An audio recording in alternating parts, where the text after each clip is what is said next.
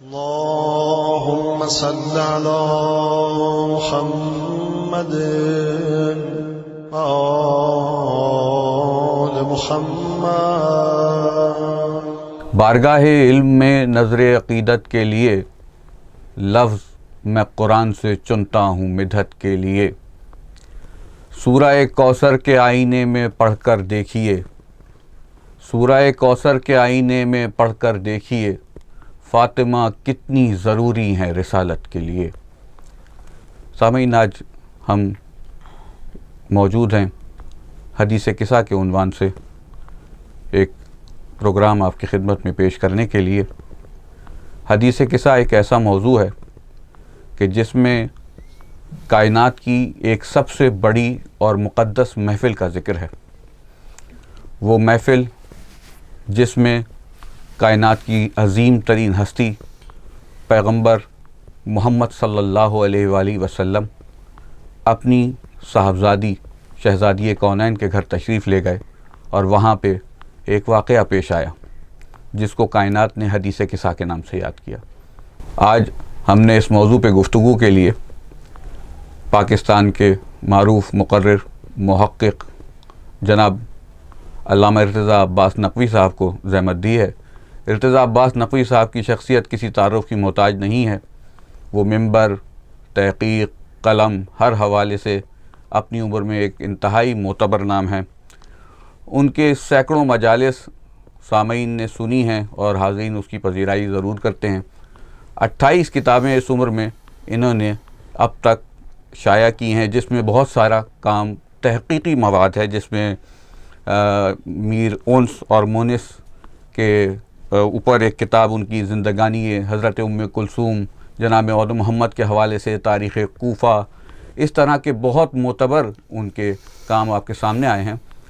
تو علامہ کی طرف ہم اس موضوع کو لے کے بڑھیں گے اور آج ہم ان سے استفادہ کریں گے حدیث قصہ کے عنوان سے۔ علامہ صاحب، کیسا مزاج آپ کا؟ خیر و عافیت سے؟ شکر ہے۔ ابھی موضوع کے حوالے سے انتہائی معتبر اور ایک متبرک موضوع جو کہ حدیث قصہ، جو تاریخ کائنات کا ایک بڑا اہم واقعہ ہے، وہ روایت ہمیں پیغمبر کے صحابی حضرت جابر ابن عبداللہ الانصاری سے ملتی ہے۔ تو میرا آپ سے یہ سوال ہے کہ یہ واقعہ ختمی مرتبت کی کس موقع پہ پیش آیا کہ جب وہ جناب سیدہ کے گھر، یہ تاریخ سے ایک سال ہر سال ایک سوال ملتا ہے کہ وہ جب بھی کہیں سے تشریف لاتے تھے در سیدہ پہ ضرور جاتے تھے۔ یہ کون سا موقع تھا کہ جب وہ وہاں پہنچے اور انہوں نے شہزادی سے اپنی کسی تکلیف کا ذکر کیا اور یہ حدیث قصہ والا واقعہ پیش آیا؟ سب سے پہلے تو میں آپ کا بہت متشکر ہوں، آپ نے شہزادی کے ایک عظیم تذکرے کے لیے موقع فراہم کیا۔ سب سے پہلے آپ نے جیسا کہ جناب جابر ابن عبداللہ انصاری کا تذکرہ کیا، تو یہ اتنی بڑی خصوصیت ہے جناب جابر کی کہ ہمارے یہاں مجالس میں حدیث قصہ کو بالکل وہی حیثیت حاصل ہے جیسے کسی کار خیر میں ہم بسم اللہ کا آغاز کرتے ہیں، بسم اللہ سے، تو اسی طرح ہر مجلس جو ہے امام حسین کی حدیث قصہ سے شروع ہوتی ہے۔ اور جو لوگ یہ کہتے ہیں کہ ہمارے یہاں اصحاب پیغمبر کا تذکرہ نہیں ہوتا، تو ان کے لیے ایک واضح مثال ہے کہ ہم ذکر ہی جناب جابر سے شروع کر رہے ہیں۔ تو سب سے پہلے پیغمبر کے صحابی کا تذکرہ ہے، اس کے بعد جو ہے وہ فضائل اہل بیت کا بیان ہوتا ہے۔ دوسری بات یہ کہ ایک عجیب، اگر آپ کہیں تو میں تھوڑی سی اس پر بھی بسم اللہ گفتگو کرنا چاہوں گا کہ احادیث جو ہیں وہ مختلف راویوں سے آتی ہیں۔ ایک حدیث جو ہے اس کے 100 راوی ہوتے ہیں، لیکن ہم یہ دیکھتے ہیں کہ حدیث قصہ کا جب بیان ہوتا ہے تو اس میں صرف جناب جابر کا تذکرہ آتا ہے۔ سلمان فارسی نہیں ہیں، عمار نہیں ہیں، ابو ذر نہیں ہیں، جبکہ یہ لوگ اتنے قریب ہیں اہل بیت کے گھرانے سے کہ حدیث قصہ جناب سلمان سے بھی روایت ہو سکتی تھی، عمار یاسر سے بھی ہو سکتی تھی، اور بہت سے اصحاب ہیں، لیکن جناب جابر کا نام آتا ہے خصوصیت کے ساتھ۔ اگر آپ غور کریں تو شہزادی کی جو بصیرت ہے اور جو حکمت ہے اس کی طرف ہمیں ایک اشارہ ملتا ہے کہ اگر سلمان فارسی اس کے راوی ہوتے تو جناب سلمان جو ہیں وہ تقریباً 35 ہجری تک ان کی وفات ہے.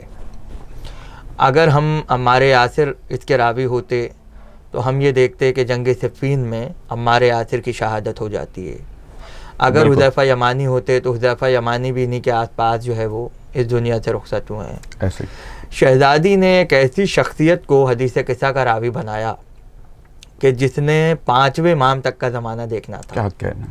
گویا آپ یہ بتلانا چاہ رہی تھی کہ اگر کہیں بھی 5ویں امام کے زمانے تک اہل بیت کی عصمت پر کوئی اعتراض ہوتا ہے یا آیت تطہیر کے شان نزول پر کوئی بات آتی ہے تو راوی جو براہ راست راوی ہے اس حدیث کا وہ موجود ہو اور وہ جناب سیدہ کی حدیث کو لوگوں تک پہنچا دے. اس لیے کہ حدیث میں یہ ہوتا ہے کہ جتنے راوی آئیں گے درمیان میں اتنی پھر حدیث جو ہے وہ درجے کے اعتبار سے نیچے کی طرف جائے گی، لیکن جو براہ راست روایت ہوگی اس کی اہمیت زیادہ ہوتی ہے، اس کا اعتبار بڑھتا جائے گا. تو شہزادی نے ایسے کا انتخاب کیا کہ جس کی عمر سب سے زیادہ تھی اور جو 5ویں امام تک حدیث قصہ کو لے جائے. سبحان اللہ. تو یہ ایک خاص اہتمام تھا اور اس سے ذکر کی عظمت کا اندازہ ہوتا ہے.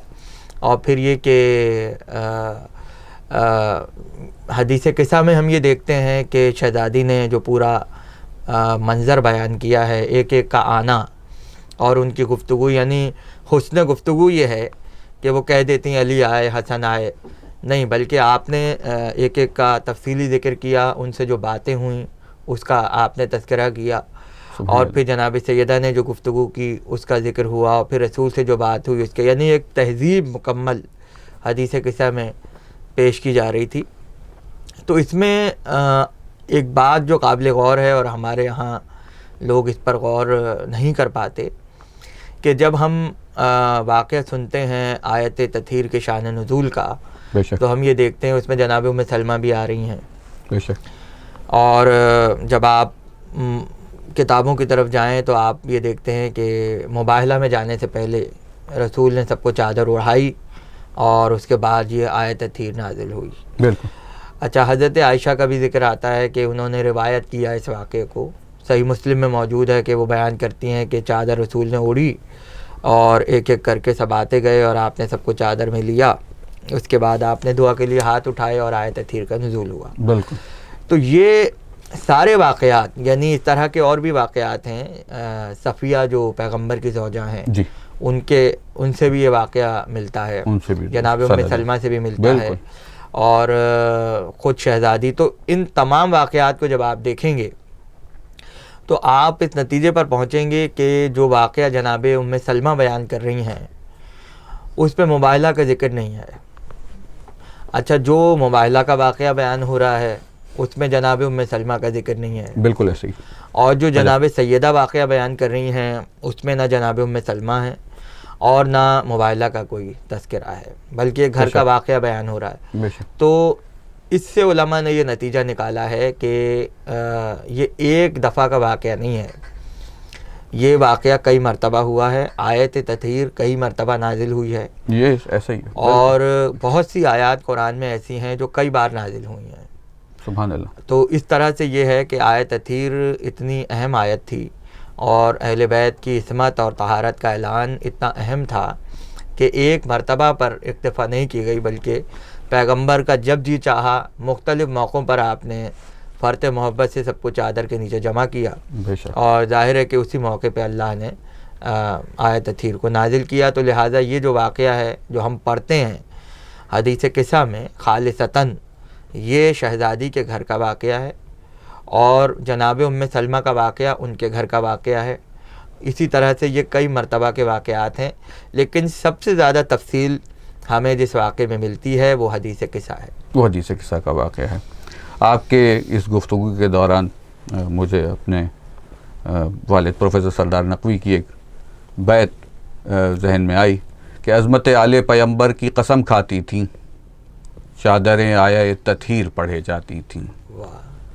اس ذیل میں ایک سوال میں علامہ کی خدمت میں پیش کروں گا کہ ایک تو قصہ کے معنی کے حوالے سے آپ سامعین کی ذہن کی کچھ یہ پیش کریں، اور دوسرا یہ کیا یہی چادر تھی کہ جو جناب ثانی زہرا کربلا میں ساتھ لے گئی تھیں اور اس کی بے حرمتی کے متعلق کچھ واقعہ اگر ہے تو اس پہ تاریخی روشنی ڈالیے گا. دیکھیے قصہ جو ہے وہ بنیادی طور پر ایسی چادر کے لیے آتا ہے یہ لفظ کہ جو کسی چیز کو ڈھانپنے کے لیے استعمال کی جائے. اچھا حدیث قصہ میں کوئی لفظ ایسا نہیں ہے کہ جو قرآن میں موجود نہ ہو. بے شک. آپ کوئی بھی ایک کتاب بھی لکھی گئی ہے اس موضوع پر 2 جلدوں میں کہ جس میں آیات قرآنی سے وہ تمام الفاظ ملائے گئے ہیں جو حدیث قصہ میں آئے ہیں. تو لفظ قصہ جو ہے وہ قرآن میں ہی موجود ہے. بے شک. اور گوشت کے لیے، گوشت جو انسان کی ہڈیوں پہ جو گوشت کی چادر ہے اس کے لیے لفظ قصہ قرآن میں آیا ہے. تو ہم اگر تفصیل میں جائیں تو ایک لطیف بات یہ کہی جا سکتی ہے کہ قصہ کا لفظ اللہ نے چادر کے لیے جو قرآن میں رکھا ہے وہ اس چادر کے لیے رکھا ہے جس کا تعلق گوشت سے ہو. تو شاید لحموں کا لحمی کہہ کر رسول نے کیا کہنا ہے جو ہے وہ قصہ کی بلاغت کو پورا کر دیا. سبحان اللہ. کہ یہ ان کا گوشت میرا گوشت ہے. کیا کہنا. تو کعبے کی بھی جو چادر ہے وہ کسوہ کہلاتی ہے. کیا کہنا ہے. کسوۃ الکعبہ. کیا کہنا. اور یہ ایک اتنا وسیع عنوان ہے اگر آپ اس کو پھیلا دیں کہ عربی میں کئی نام ہیں چادروں کے اور ہر چادر کا ایک الگ نام ہے. کیا کہنا. تو کعبے کے لیے جو چادر ہے وہ کسوہ ہے اور اسی سے قصہ ہے. تو رسول نے بھی وہی لفظ استعمال کیا جو کعبے کی چادر کے لیے تھا. سبحان اللہ. اور اللہ نے بھی جب کہا ومن تحت القصہ تو گویا اللہ نے بھی لفظ قصہ استعمال کیا ہے اور پیغمبر کی زبان سے بھی یہ لفظ آیا ہے. ابھی ہم پروگرام کا ایک بریک لیتے ہیں اور آگے کی گفتگو وقفے کے بعد آپ حضرات ملاحظہ کیجیے گا. اللهم صل على محمد آل محمد. اللهم صل على محمد آل محمد.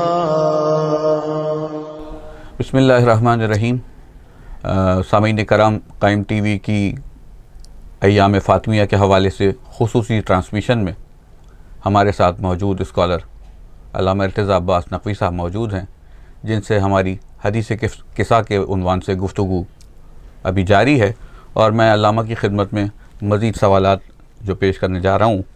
تو علامہ، جو گفتگو ہم نے ابھی قصہ کے لفظ اور اس کے معنی کے اعتبار سے آپ نے بڑی خوبصورت ابھی بیان فرمایا ہے.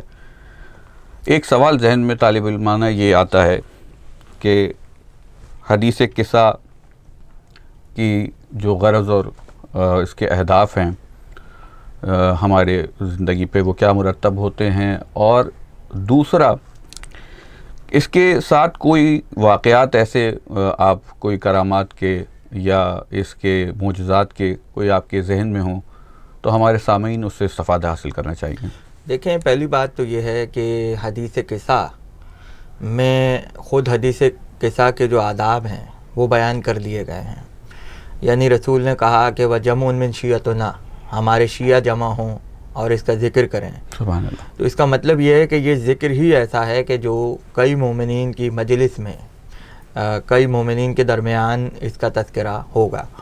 تو تنہا کوئی آدمی حدیث قصہ نہیں پڑھتا، بلکہ کم سے کم 3 آدمی ہوں تو جمع کا لفظ آئے گا.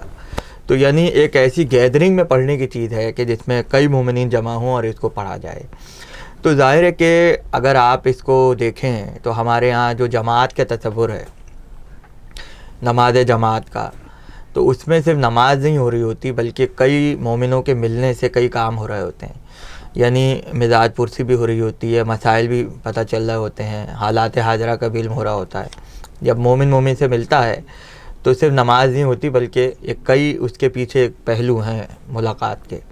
حدیث قصہ ایک ایسی صحبت میں پڑھی جاتی ہے کہ جہاں مومنین جمع ہوں، مجلس ہو رہی ہو یا ذکر خیر ہو رہا ہو یا شب جمعہ ہے، تو اس میں جو دنیاوی فوائد حاصل ہو رہے ہیں، دنیاوی وہ یہ کہ بھئی ایک محبت کا رشتہ قائم ہو رہا ہے، شناسائی ہو رہی ہے، تعلقات بڑھ رہے ہیں، حالات حاضرہ کا علم ہو رہا ہے، مومنین کی خبر گیری ہو رہی ہے. بے شک. یہ ایک معاشرتی پہلو ہے. اس کے علاوہ جب ہم دینی پہلو کی بات کرتے ہیں تو ظاہر ہے کہ مومنوں کی بخشش کا سامان ہو رہا ہے، اس لیے کہ ملائکہ ہاتھ اٹھا مطلب پروں کو بلند کر کے دعا کرتے ہیں مغفرت کی. تو جو حدیث قصہ پڑھے گا وہ بخشا ہوا اٹھے گا اس فرش سے جہاں اس کا تذکرہ ہو رہا ہے. سبحان اللہ. پھر ہم جب اپنی زندگی میں اس کے اثرات دیکھتے ہیں تو میں یہ کہتا ہوں کہ بھائی آپ اگر اس کی صنعت کی طرف جائیں تو جس کو شوق ہے وہ چلا جائے, ہمیں اعتراض نہیں ہے, لیکن اس کی جو برکتیں ہیں اور اس کے جو اثرات ہیں وہ خود حدیث قصہ کی ایک سند ہے. بے شک. اور ہم نے یہ دیکھا کہ جید علماء جب ان کی خدمت میں کوئی حاضر ہوا اور اس نے یہ سوال کیا کہ میں بہت پریشان ہوں, آپ مجھے کوئی ایسا نسخہ بتائیں کہ میری پریشانی دور ہو جائے, تو انہوں نے حدیث قصہ کا نسخہ تجویز کیا. کیا کہنا. آیت اللہ شہاب الدین مرشی کے جو حدیث قصہ کے بہت زیادہ قدردانوں میں تھے, اور آپ کو معلوم ہوگا کہ مفاتیح الجنان جو ہے جی شیخ عباس قمی اس کی سند میں آتے ہیں حدیث قصہ کی, لیکن انہوں نے مفاتیح میں حدیث قصہ شامل نہیں کی تھی, حالانکہ اس کی کوئی خاص وجہ نہیں تھی, وہ تو خود راوی تھے حدیث قصہ کے. شہاب الدین مرشی نے مفاتیح میں حدیث قصہ کو شامل کیا, سبحان اللہ, اس شرط پہ کہ وہ راوی ہیں شیخ عباس قمی اس حدیث کے. اچھا. اور اس کے بعد ہم نے دیکھا کہ جب کسی نے آ کے کہا کہ آغا میں رزق کی تنگی میرے یہاں بہت ہے, اچھا, تو آپ کوئی ایسا عمل بتا دیں. اچھا, لوگ سمجھتے تھے کوئی قرآن کا سورہ ہوگا, بالکل, یا اللہ کے اسماء الحسنہ کی کوئی ورد کرنا ہوگا, یا تسبیحات ہوں گی, دعائیں ہوں گی, تو انہوں نے صرف یہ کہا کہ تم حدیث قصہ کی تلاوت کرو. سبحان اللہ, سبحان اللہ. اسی طرح کسی نے کہا کہ میں بیمار ہوں اور کوئی دوا مجھ پہ اثر نہیں کر رہی ہے, تو آیت اللہ جواد تبریزی انہوں نے کہا کہ تم حدیث قصہ کی کامل اور اکمل ایک ذکر ہے.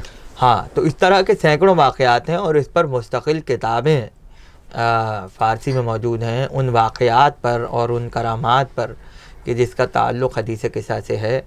اور علماء کا بیان ہے کہ یہ اتنی بابرکت اور اتنا مبارک تذکرہ ہے کہ لوگوں نے بطور دوا بھی اس کو پڑھا, بطور شفا بھی پڑھا, سبحان اللہ, بطور برکت بھی پڑھا. یعنی شہزادی کے دہان مبارک سے نکلے ہوئے الفاظ کی تاثیر ہے. کیا کہنا ہے کہ اگر مریض بھی پڑھ لے تو شفا ہو جاتی ہے. اس میں تو کوئی دو رائے نہیں ہے. عصر حاضر میں جو یہ ایک معاملہ ہے کہ بہت ساری ہماری عقائد کی جو برحق چیزیں ہیں ان پہ اعتراضات اور ان کے متعلق کچھ شبہات پیدا کیے جا رہے ہیں اور ان کے رواج کو کم کیا جا رہا ہے, جس میں ہمارے ہی درمیان لوگوں نے ناد علی صغیر پہ اور ناد علی کے متعلق لوگوں کے ذہن میں اشتباہ پیدا کیا اور حدیث قصہ کے متعلق اشتباہ پیدا کیا. اس کے حوالے سے آپ کی کیا رائے ہے کہ یہ واقعہ کیوں اور یہ واقعات کیوں رونما ہو رہے ہیں؟ دیکھیں, بات یہ ہے کہ جب کوئی کسی عمل کی تاثیر بہت زیادہ ہو اور حاسدین کو برداشت نہ ہو رہی ہو تو ایک یہی بہانہ ہو سکتا ہے کہ بھئی اس کی سند دکھائیے. اور وہ اچھا, وجہ اصل میں یہ ہے کہ اس کی سند پر تو خیر ہم گفتگو کریں گے, یہ ایک تفصیلی موضوع ہے اور ہونی بھی چاہیے. میں نے بہت غور کیا کہ بھئی آخر حدیث قصہ کی سند مانگنے کی ضرورت کیوں پیش آئی. سبحان اللہ, بے شک. بہت سے واقعات ہیں کوئی سند نہیں مانگتا, بہت سی دعائیں ہیں کوئی سند نہیں مانگتا. سوال یہ پیدا ہو رہا ہے کہ حدیث قصہ میں آخر ایسی کیا بات ہے کہ جس کی وجہ سے سند مانگی جا رہی ہے. تو میں اس نتیجے پہ پہنچا کہ بھئی اس کا تذکرہ جو ہے جابر ابن عبداللہ انصاری سے ہو رہا ہے شروع, ان سے کسی کی کوئی دشمنی نہیں ہے. بے شک. اچھا, پھر جناب سیدہ آ جاتی ہیں سلام اللہ علیہا, شہزادی سے کسی کو کیا مطلب, میں اپنوں کی بات کر رہا ہوں اس لیے کہ اعتراض باہر سے نہیں آیا. یقیناً اعتراض تو سوال اسی لیے آپ کی خدمت میں پیش کیا ہے. بالکل اسی طرح امیر المومنین ہے, امام حسن حسین ہے, پیغمبر اسلام ہے, کسی کو کوئی اعتراض نہیں ہے. البتہ یہ ہے آخر میں تذکرہ آتا ہے شیعوں کی کامیابی کا. بے شک. تو اب یہیں سے آپ اس بات کو سرے کو پکڑ لیجئے کہ جو شیعوں کی کامیابی جس کو پسند نہیں آ رہی وہ سند مانگ رہا ہے. سب سے زیادہ تکلیف انہی اشخاص کو ہے اور اسی گروہ کو ہے کہ جن کو شیعت کی کامیابی یقیناً خوش نہیں آتی ہے اور ان کو اس چیزوں سے اختلاف ہوتا ہے. قائم ٹی وی کی اسی سلسلے کی اگلی کڑی کے ساتھ آپ کے خدمت میں حاضر ہوں گے.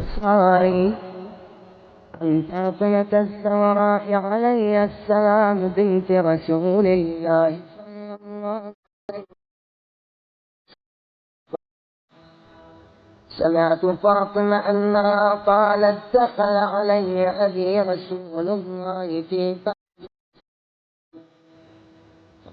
السلام عليك يا فاطمة، فقلت عليك السلام.